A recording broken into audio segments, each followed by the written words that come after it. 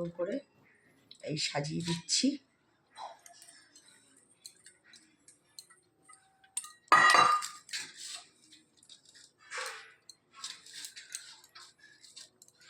দেখতেই পাচ্ছ, একটা লেবু দিলাম, পাশে নুন দিয়েছি।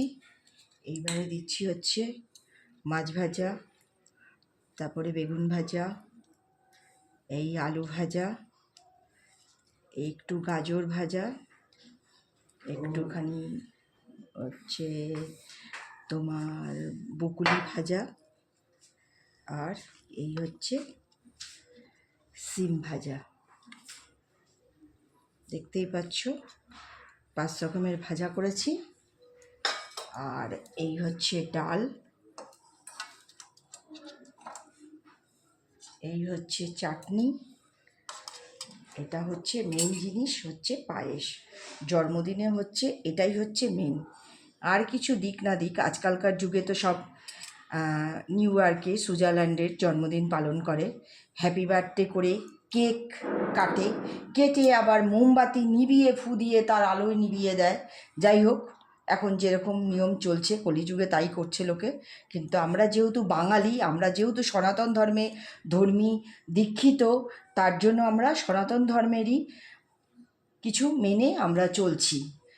আগেকার দিনের লোকেরা, ঠাকুমা দিদারা যা করতো আমরা তাই করছি। আমাদের হচ্ছে মেন হচ্ছে জন্মদিনে হচ্ছে এই যে দেখতেই পাচ্ছ পায়েসটা, এই পায়েসটা হচ্ছে আমাদের মেন।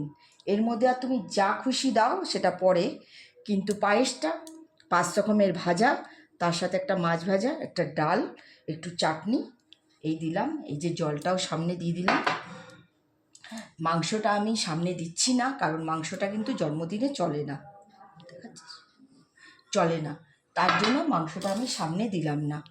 এটাই হচ্ছে মেন জন্মদিনের। যেই জন্মদিন করো, যেসব বন্ধুরা সনাতন ধর্মকে বিশ্বাস করো, ভালোবাসো ভগবানকে, তারা অবশ্যই জন্মদিন যখনই করবে, যার যার সন্তানের মঙ্গল কামনা করে জন্মদিনে কিন্তু অবশ্যই এই অন্নটা দেবে, মানে দুধ দিয়ে এই পায়েসটা কিন্তু অবশ্যই দেবে। এটাই হচ্ছে মাস। তুমি কেক কাটো, মোমবাতি জ্বালো, যা খুশি করো, ফোয়ারা উড়াও, সব করো, মেন হচ্ছে এটাই হচ্ছে জন্মদিনের মেন জিনিস। তাই আজকে আমার ছেলের জন্মদিন, তার জন্য এই সামান্য কিছু আয়োজন আমি করেছি। আমরা মধ্যবিত্ত পরিবারের ফ্যামিলি, সামান্য কিছু আয়োজন করেছি, যেটুকুনি পেরেছি সেটুকুনি করেছি। আমার ছেলেকে তোমরা আশীর্বাদ করো, ও যেন ভালো থাকে, সুস্থ থাকে।